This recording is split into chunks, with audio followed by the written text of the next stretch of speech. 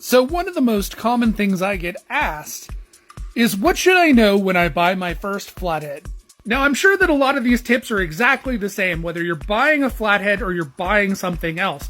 But they need to be said because there are a lot of pitfalls and scams that people either intentionally or unintentionally run when trying to offload a Flathead Ford. So today, let's talk about some keywords that are commonly said by sellers that should be a bit of a red flag. Yeah, dude, so like this engine here, it ran really good when we pulled it out of the car. Translation? When I got this engine, it basically sounded like a rock grinder and it smoked worse than a diner waitress. But by the time you figure that out, I'll be long gone spending your money on a small block Chevy. I know, I'm asking a lot of money, but this has a Mercury crank, which is super rare. Too many people fall for this. This one is one of my biggest pet peeves. It's one of my biggest pet peeves specifically because there is probably about a 15 to 20% chance that is actually a Mercury engine. Sellers say this because honestly, if it is a Mercury engine, yes, it is worth more than a regular Flathead Ford.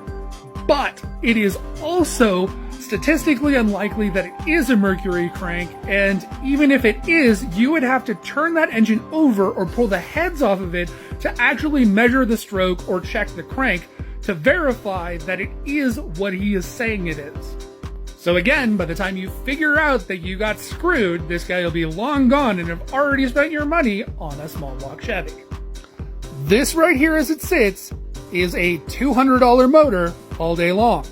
Dude, look at all the cool stuff that's on the engine. It is worth so much more now.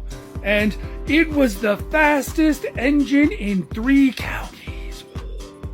This here is what I'd like to call putting lipstick on a pig.